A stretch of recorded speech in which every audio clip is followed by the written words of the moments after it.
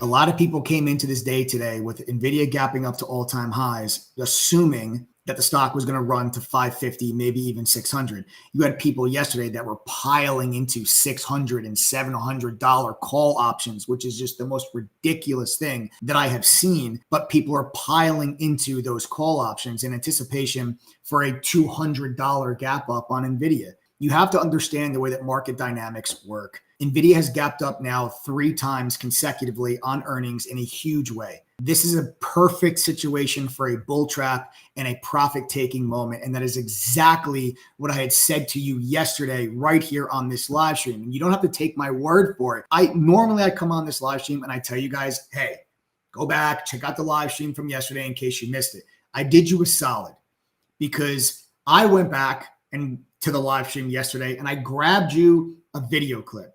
Grabbed you about a 1 minute long video clip where I am saying I'm covering NVIDIA earnings live yesterday.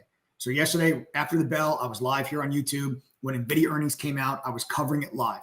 I gave everybody the numbers. I gave everybody the comments from the CFO and the CEO. We were tracking the price action that NVIDIA was having based on the result of the earnings.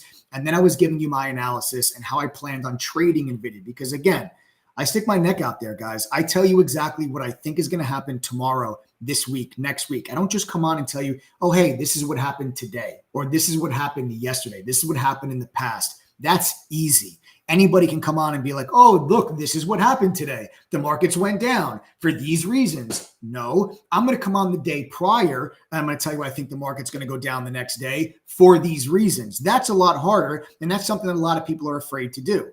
So against a lot of popular opinion, I told you I thought NVIDIA was going to go down today.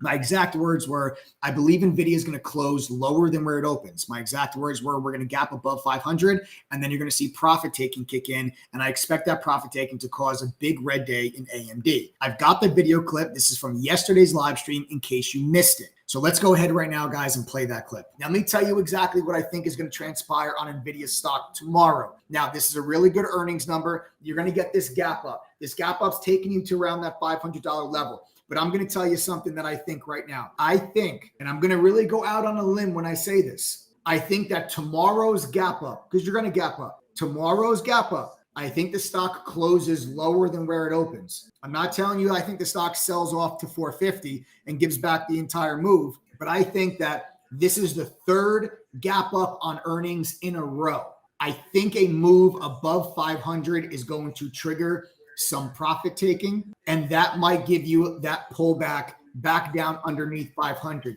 There you have it. I could not have been any more clear yesterday. That is right when the earnings number came out and when the stock was trading at $510 a share. You heard me right there on that live stream tell you, I think a gap up above 500 triggers profit taking.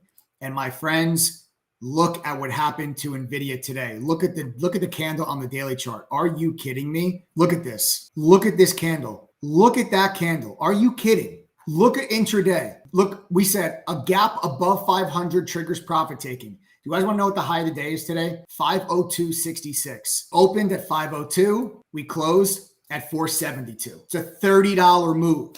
A $30 move from high to low. Very unpopular opinion yesterday. I literally, when I made those comments on the live stream, I actually had people in chat telling me that I don't know what I'm talking about.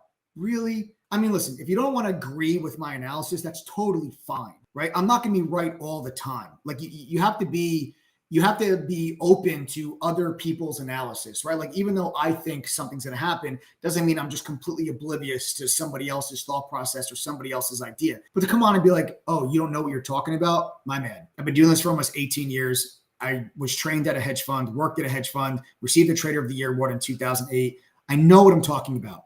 I'm not going to be right every single time, but I'm right a hell of a lot more than I'm wrong. And I come out here and I stick my neck out the line and I prove it to you day in and day out. Mike, props to you because you were right and the talking heads on CNBC were wrong. Your feel for the market and ability to cut through the headline hype are amazing to me, and I'm a 20-year trader. Wow, Douglas White, I really appreciate that, man, coming from one experienced trader to another. I really, really appreciate that, Douglas. Those are very kind words, man. I very much appreciate that. Thank you very much.